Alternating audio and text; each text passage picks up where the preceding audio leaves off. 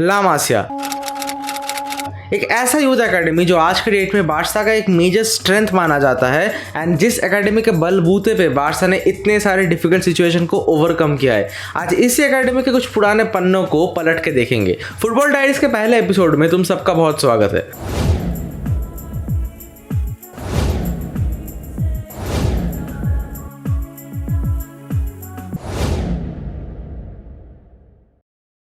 ला मासिया को आज के डेट में यूरोप का one of the best youth academies माना जाता है। इस एकेडमी ने आज तक 300 से ज़्यादा प्लेयर्स को ट्रेन किया है एंड इस एकेडमी का एक्सेलेंस तुम इस चीज़ से समझ सकते हो कि 2010 में तीनों के तीनों बैलन डोर फाइनलिस्ट ला मासिया से थे, जावी, इनिएस्टा एंड मेसी। अब ये सब तो हुआ ला मासिया के कुछ हाईलाइट्स, लेकिन अब जाएंगे ला मासिया के बेसिक हिस्ट्री में। ईयर 1702 में बनाया गया था ला मासिया दे कान प्लान्स, जो कि एक कैटलन फार्म हाउस हुआ करता था।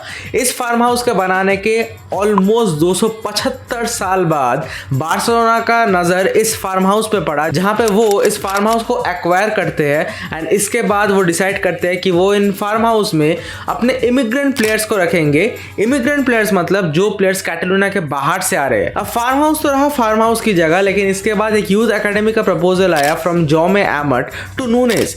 तो इसके बाद बार्सिलोना डिसाइड करते हैं कि ठीक है, हम एक यूथ एकेडमी तो खोलेंगे एंड वो इस फार्म हाउस में ही खोलेंगे एंड इसका पूरा इंचार्ज बनाया गया था ओरियल टॉड को। अब ओरियल टॉड इस एकेडमी का देखभाल कर ही रहे थे, एकेडमी अच्छा भी चल रहा था, लेकिन इस एकेडमी का मेन रेवोल्यूशन तब आया जब योहान क्राइफ बने बार्सिलोना के कोच। हम जब ला मासिया की बात कर रहे हैं तब हम योहान क्राइफ का नाम कैसे भूल सकते हैं, क्योंकि योहान क्राइफ के अंडर ही बार्सा ने टिकी टाका style, the famous style of football खेलना शुरू किया था। लेकिन इसके अलावा भी कुछ स्ट्रक्चरल चेंजेस किए गए in the entire youth academy and इसके बाद गेम अंडरस्टैंडिंग, टेक्निकल स्किल जैसे इंपॉर्टेंट एस्पेक्ट्स को भी लाया गया। लेकिन इसको छोड़ के भी one of the most important things जो योहान क्राइफ ने उस टाइम पे इंप्लीमेंट किया था, दैट वाज यंग प्लेयर्स को टीम में इंटीग्रेट करना। उनका मेन फोकस यहाँ पे ही था कि यंग प्लेयर्स को इतना काबिल बनाया जाए, उन्हें इतना डेवलप किया जाए कि वो एक सीनियर प्लेयर के इक्वल ऑलमोस्ट खेल सके एंड उनके अंडर ही जब यंग प्लेयर्स डेवलप हो जाते थे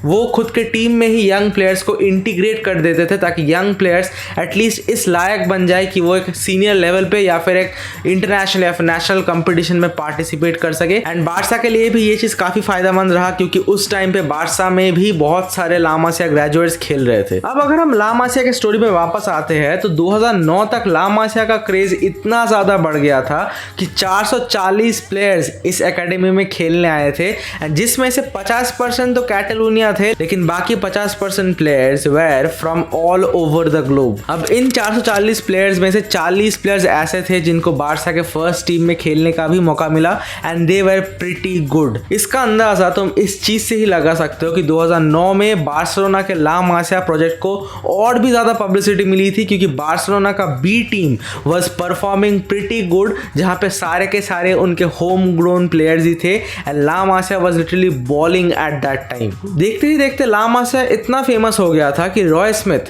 जो द टेलीग्राफ के एक रिपोर्टर थे, उन्होंने ये प्रिंट कर दिया कि ला मासिया एजेक्स एकेडमी से भी एक बेटर एकेडमी बन गया है and it is one of the best academies in Europe right now. अगर तुम्हें पता नहीं हो तो उस टाइम पे एजेक्स यूथ एकेडमी का एक बहुत ज्यादा नाम था, क्योंकि वो एकेडमी भी बहुत अच्छा काम कर रही थी एट दैट टाइम। इनफैक्ट 2009 में जब बार्सिलोना ने चैंपियंस ट्रॉफी जीता था तब उस टीम में भी 8 होम ग्रोन प्लेयर्स थे, आई मीन ला मासिया प्रोडक्ट्स थे, जिन्होंने बार्सिलोना के इस सक्सेस में एक बहुत ही मेजर रोल प्ले किया था। लेकिन इसके बाद आता है 2011 का साल, जहां पे बार्सिलोना को ये लगता है कि अब ला मासिया दे कान प्लान्स इनफ नहीं था उस यूथ एकेडमी को रन करने के लिए, इसीलिए वो ला मासिया से शिफ्ट करके सिउटेड एस्पोर्टोवर जॉन गैम्पर कॉम्प्लेक्स में शिफ्ट कर जाते हैं। लेकिन इसके बाद भी इस यूथ एकेडमी का नाम ला मासिया ही रख दिया जाता है, क्योंकि ला मासिया उस हिस्टोरिक टाइम को भी रिप्रेजेंट करता है जिस टाइम पे बार्सिलोना ने इस यूथ एकेडमी को खोला था। तो अगर तुम में से किसी को लगता है कि इस यूथ एकेडमी का नाम ला मासिया है क्योंकि इस बिल्डिंग का नाम ला मासिया है, तो तुम कंप्लीटली गलत हो। इस बिल्डिंग का नाम कुछ और ही है, लेकिन इसका नाम ला मासिया ही रख दिया गया है, क्योंकि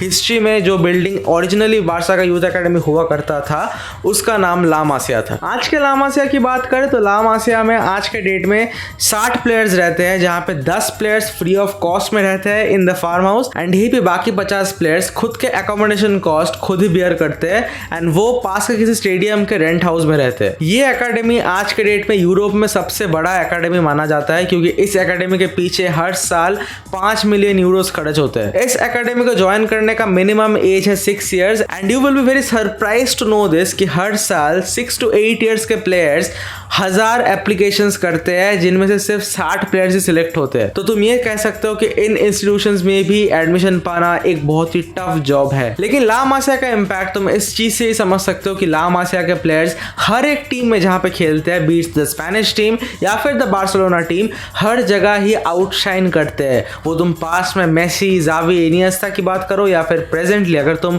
लमीन यमाल, गावी, कुबार्सी ऐसे प्लेयर्स की बात करो। And there is a reason why a world class coach like Pep Guardiola also said this in an interview कि the players who has passed from La Masia has something different compared to the rest. अगर तुम्हें ये video अच्छा लगा हो तो make sure to like the video, subscribe to the channel. And अगर तुम्हें रियल मैड्रिड के स्टोरी को भी जानना है कि कैसे रियल मैड्रिड डिफरेंट प्रेसिडेंट्स के अंदर एक ट्रांजिशन फेज से निकल के आज इतनी बड़ी क्लब बन गई, तो डू मेक श्योर कि तुम ये video the story of Real Madrid को भी चेकआउट करो।